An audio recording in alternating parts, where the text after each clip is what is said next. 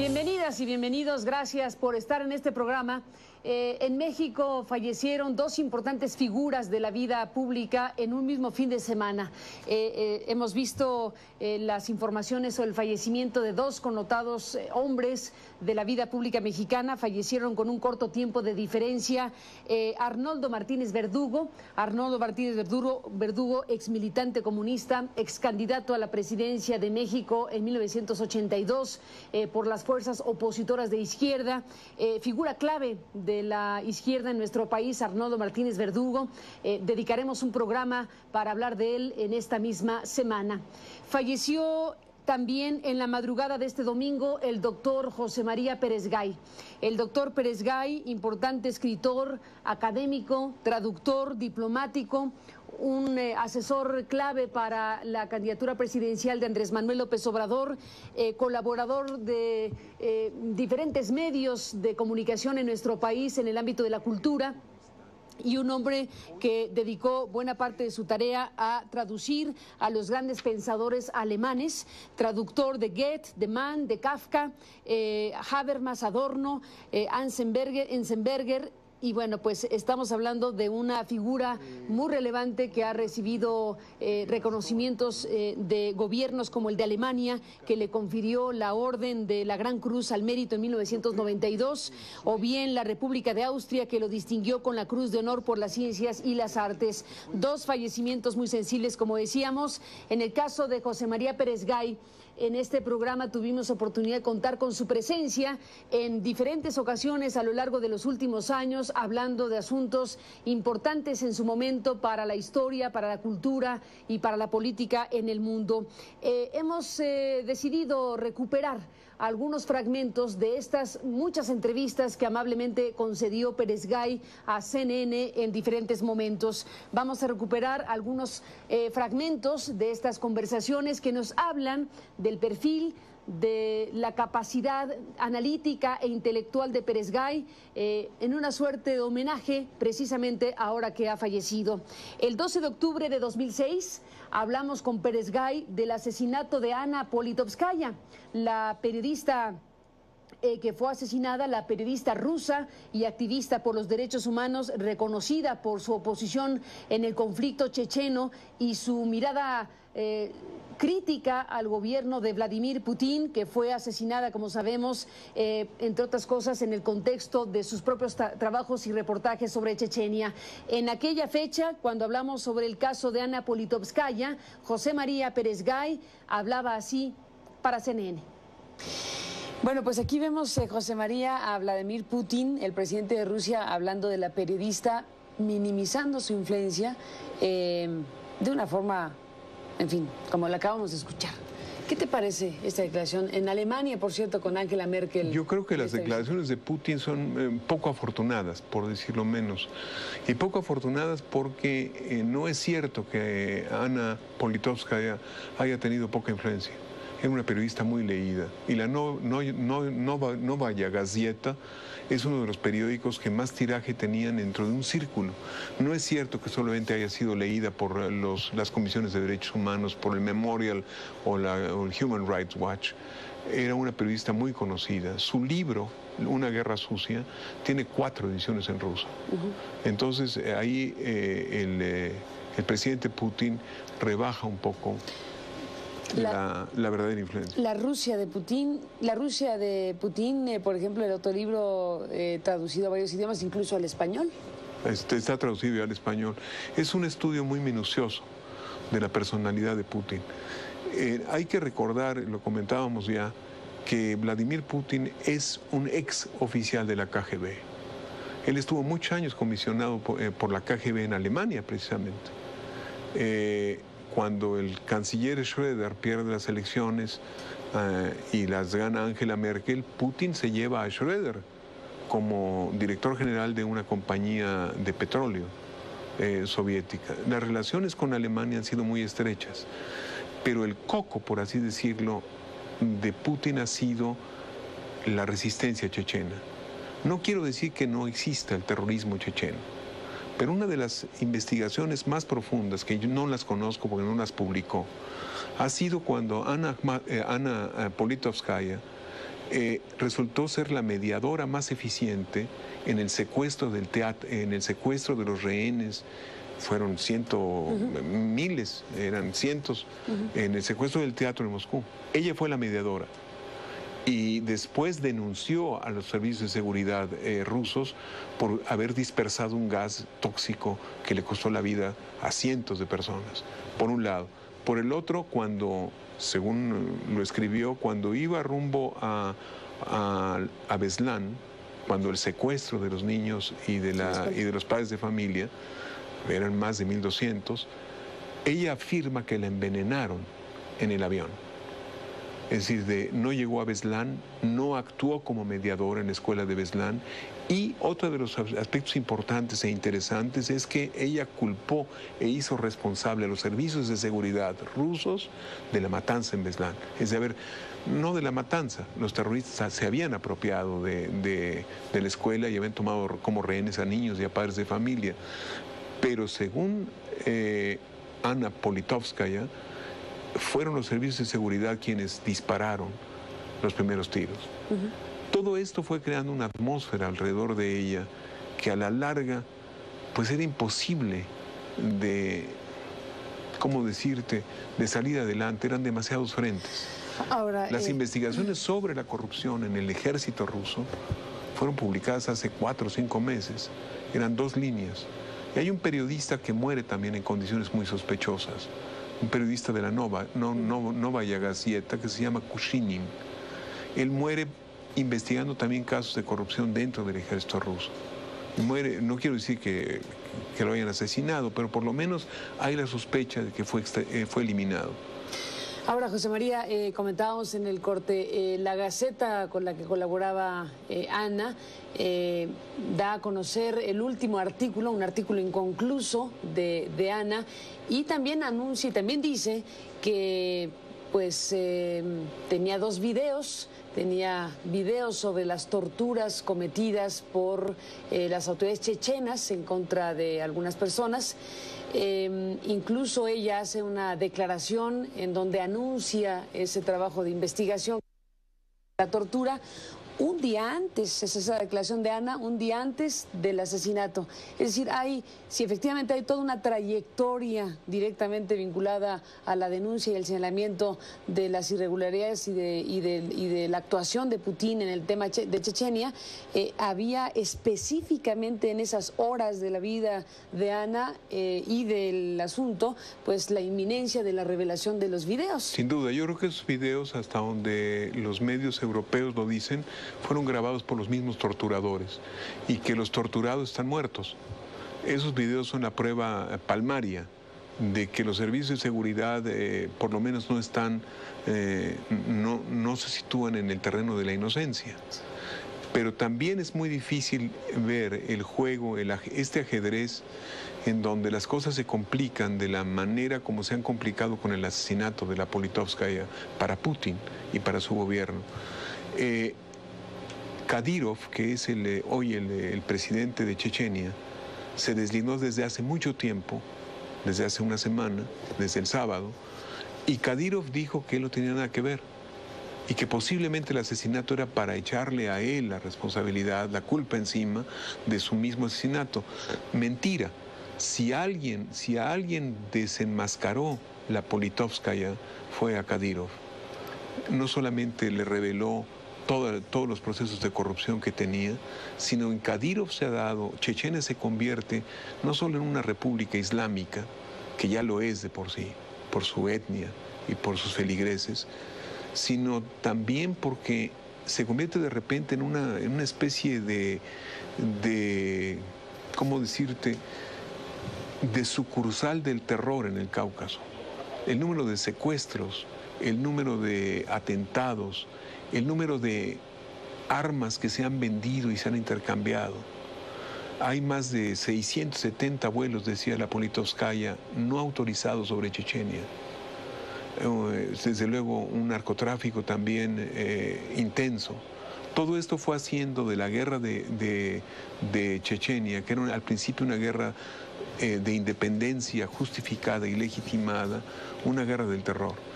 No está comprobado que los atentados en Moscú de los multifamiliares, donde murieron más de 300 personas, hayan sido obra de los terroristas chechenos. Eso no está comprobado. Y la Politovskaya subrayaba 2 o 3 veces que se había acusado a gente que después, a personas que después demostraron totalmente su inocencia. Y se rendirán homenajes diversos a la figura de José María Pérez Gay por su fallecimiento este fin de semana. Maestro y doctor en filosofía y germanística en la Universidad Libre de Berlín, Pérez Gay estuvo en este programa en enero de 2009, en un programa de 2 que se realizaron con Carlos Fuentes, este otro gran intelectual del que acabamos de conmemorar su primer aniversario luctuoso.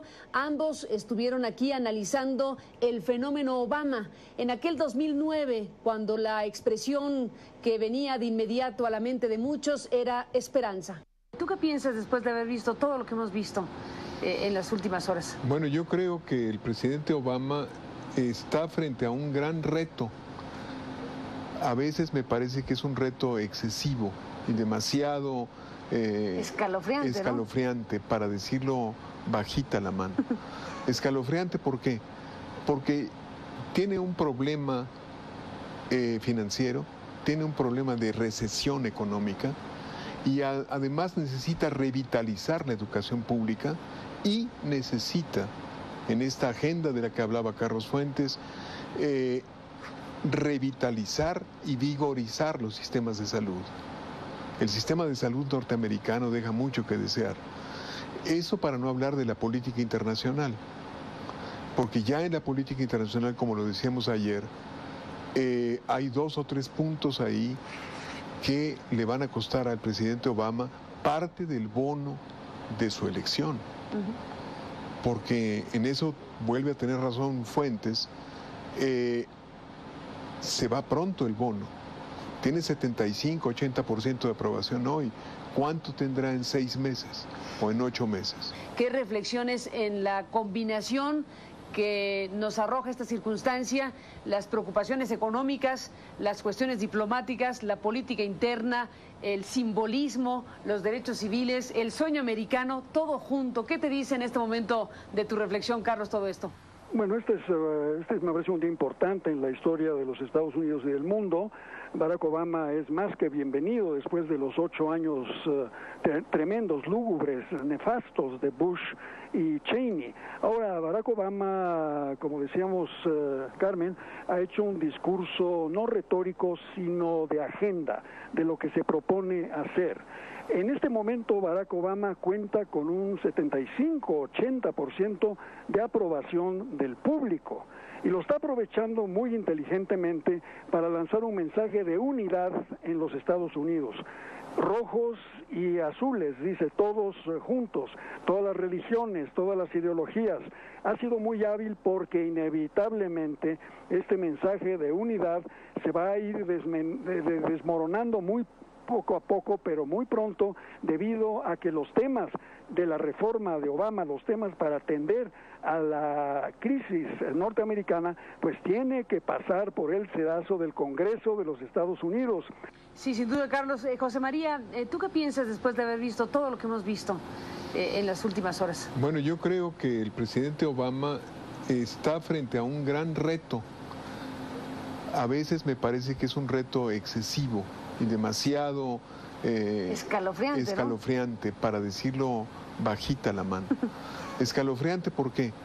Porque tiene un problema financiero, tiene un problema de recesión económica y además necesita revitalizar la educación pública y necesita, en esta agenda de la que hablaba Carlos Fuentes, revitalizar y vigorizar los sistemas de salud. El sistema de salud norteamericano deja mucho que desear. Eso para no hablar de la política internacional, porque ya en la política internacional, como lo decíamos ayer, hay 2 o 3 puntos ahí que le van a costar al presidente Obama parte del bono de su elección. Porque en eso vuelve a tener razón Fuentes, se va pronto el bono. Tiene 75-80% de aprobación hoy. ¿Cuánto tendrá en 6 meses o en 8 meses? También han anunciado el Canal 22, Radio Educación, Radio UNAM y bueno, pues todo un conjunto de instituciones, homenajes a la figura de José María Pérez Gay. Con José María Pérez Gay conversamos también en otra ocasión, en este caso en noviembre de 2009, sobre Herta Müller, quien fuera reconocida en aquel año como Premio Nobel de Literatura. El conocimiento de Pérez Gay sobre este personaje y bueno, pues sobre el significado de su nombramiento como Premio Nobel fue muy importante en su momento. Agradecemos desde luego en su momento agradecimos desde luego en su momento la entrevista y ahora la recordamos con este fragmento a la memoria de Pérez Gay. Yo viví 7 años en Berlín, en una ciudad amurallada. Cuando llegué en abril de 1965 bajaron un escuadrón de MiGs y rompieron la barrera del sonido. No puedo dejar de recordar a personas que se lanzaron de las ventanas, 4 de ellas, y a las pruebas me remito, porque creyeron que la guerra había comenzado. Mi mamá me llamaba por teléfono y me decía, salte de ahí, Barrios Gómez acaba de decir que va a haber guerra. No, guerra no hay. Durante 8 días estuvimos bajo ese asedio. La respuesta de Alemania comunista, de Alemania socialista, fue que por primera vez, por órdenes del canciller Erhard, que en aquella época era el primer ministro de Alemania Federal, se había reunido en Berlín el Parlamento de Alemania Occidental. La Unión Soviética y el país de Erich Honecker pensaron que esto era una violación, como efectivamente lo era, a los tratados internacionales que habían declarado a Berlín una ciudad autónoma e independiente. Vivir 7 años sabiendo que había un muro ahí, es una sensación irrepetible y extraña. Quiero recordar que Potsdam, una de las zonas más hermosas de Berlín, quedaba a 3 kilómetros de donde yo vivía y la llegué a conocer 20 años después. Eso te da una idea de lo que el muro había dividido.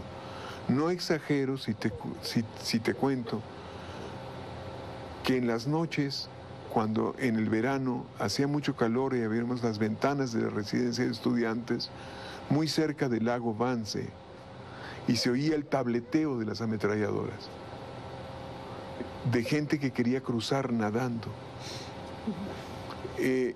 Esto es una experiencia, vuelvo a insistir, irrepetible, pero que tiene que ver con algo que yo nunca creí que se iba a dar, la caída del muro. Hace 20 años la caída del muro. La obra de Herta Müller, ganadora del Premio Nobel de Literatura, pues está marcada por eso. Es una carga biográfica indiscutible, es un retrato de lo que pasaba en uno de los lados de ese muro. ¿Qué te dice la obra literaria? ¿Hacia dónde nos lleva y nos conduce? Yo he leído una sola novela de ella que se llama El vaivén del aliento. Herta Müller es una escritora de muy buen talante, cuya vida ha sido la de ser testigo de las deportaciones y haberse enfrentado de lleno a Nicolás Ceausescu. Nicolás Ceausescu, como tú sabes, tenía un grupo que se llamaba la Securitat. Sistema de inteligencia. El Sistema de Inteligencia Federal de Seguridad del Estado. La Stasi alemana puesta en Bucarest. Y era tan efectiva como la Stasi. Yo creo que no tenía tantos miembros, porque en el Stasi los ciudadanos llegaron a ser miembros de ese servicio secreto, pero la Securitat era muy efectiva. La mamá de Herta Müller fue deportada a la Unión Soviética. En cambio, el papá era nazi. Había peleado y combatido en las Waffen-SS, que era el grupo más sangriento de las SS, de las tropas de asalto alemanas. Herta era parte de esa comunidad alemana. en Rumanía. Viene de... Rumanía es un país muy extraño. Nos ha dado muchos escritores fuera de Rumanía. ¿Qué es El vaivén del aliento? La única novela de ella que he leído. Es una historia de deportaciones en donde la incomunicación entre campesinos y gente más cultivada, si se puede decir así, los separa completamente. Herta Müller es una, por cierto, estuvo aquí en México y leyó en Coyoacán en el año 2000. ¿Ah, sí? Sí, sí. Vino con una serie de escritores de escritura alemana y nadie la notó. No era Nobel todavía. No era Nobel todavía. Ahora es archifamosa. Ahora pues, es muy célebre. Pero ¿qué significa? Eso hace el Nobel en las personas. Eso hace el Nobel y muchas cosas más. Decía Gabriel García Márquez que el Nobel le permitía no hacer fila. Por ejemplo. Entonces, quedaron ahí otras entrevistas que para CNN concedió José María Pérez Gay, este intelectual académico diplomático que ha fallecido este fin de semana y del cual, como decíamos, se ha estado recordando desde luego su obra, su trayectoria y su presencia en México a partir de un conjunto de homenajes, y los que vienen, muy particularmente el homenaje nacional que se ha informado ocurrirá próximamente con motivo de su fallecimiento en este periodo de vida que duró de 1943 a 2013, en donde ha fallecido José María Pérez Gay. Con esto recordamos a José María, recordamos su trabajo, su trayectoria y su contribución grande a la diplomacia y la cultura en México. Gracias a usted que nos acompañó. Pásela bien y hasta mañana.